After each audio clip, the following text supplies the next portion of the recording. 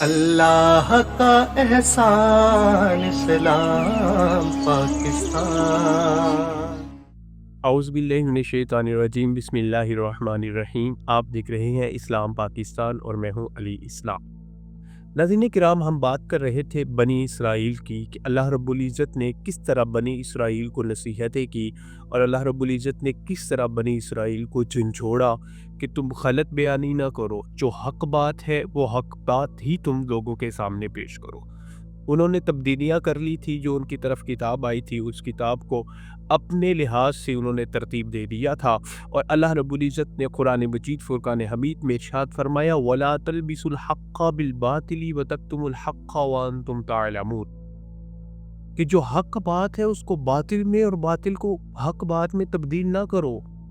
جس کو میں نے حلال کہا ہے اس کو حلال جانو، جس کو میں نے حرام کہا ہے اس کو حرام مانو۔ حق کو باطل میں اور باطل کو حق میں تبدیل کرنے کی کوشش نہ کرو۔ جو میں نے کہہ دیا اسی کو سچ مان لو، اسی پر ایمان لے کے آؤ۔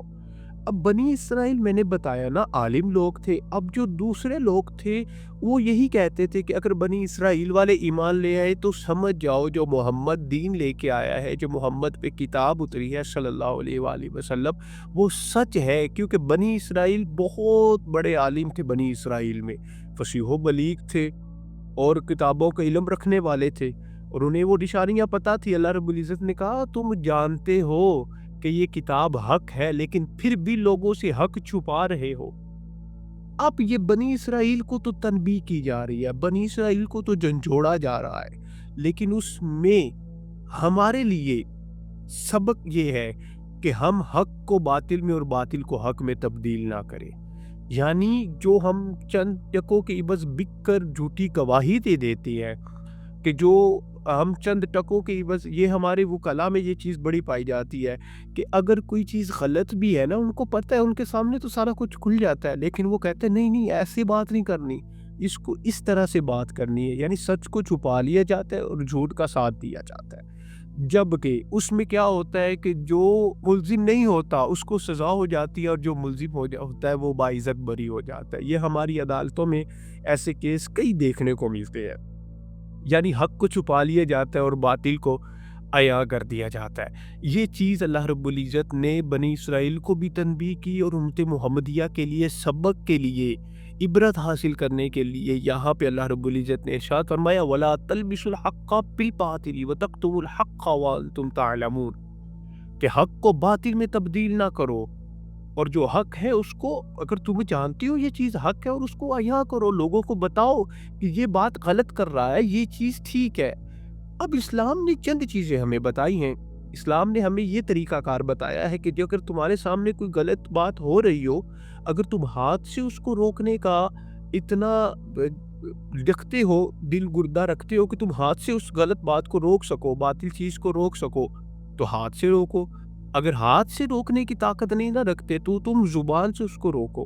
اگر زبان سے روکنے کی بھی طاقت نہیں نہ رکھتے تو تم دل میں اس کو برا جانو، اور یہ سب سے نچلا درجہ ہے، دل سے برا جاننا۔ ٹھیک ہے، اگر آپ حق بات کو جانتے ہو تو اس میں یہ چیزیں نہیں ہے کہ لوگوں کے عیب بیاں کرتے پھرو، نہیں، لوگوں کے عیبوں کو چھپانا ہے۔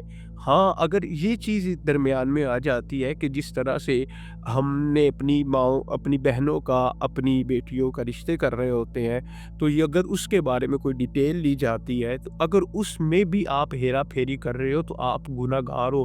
اگر وہ جب پتہ کرتے ہیں نا آس پاس کے محلوں سے، دوستوں سے، تو اگر آپ اس میں کسی دوست کی دوستی کے بدلے آپ کوئی بات چھپا رہے ہو، اس کی برائی کو چھپا رہے ہو، تو آپ غلط کر رہے ہو، دغا کر رہے ہو، اور اپنا بھی نقصان کر رہے ہو، اپنی آخرت کا نقصان کر رہے ہو۔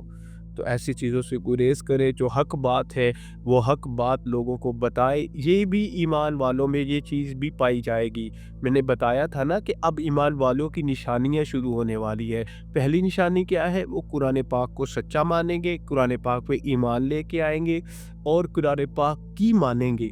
اور دوسری نشانی ان میں کیا ہوگی کہ وہ حق کو باطل میں تبدیل نہیں کریں گے، اور جو حق بات ہوگی اس کو ڈنکے کی چوٹ پر بھی کریں گے۔ تو اللہ دعا ہے اللہ رب العزت ہمیں ہمیشہ حق سچ بیان کرنے کی توفیق عطا فرمائے اور ہمیں صحیح معنوں کے ساتھ ایمان میں داخل ہونے کی توفیق عطا فرمائے۔ اپنی دعاؤں میں یاد رکھیے گا، اپنا بہت سارا خیال رکھیے گا اور دیکھتے رہیے گا اسلام پاکستان۔ السلام علیکم ورحمۃ اللہ وبرکاتہ۔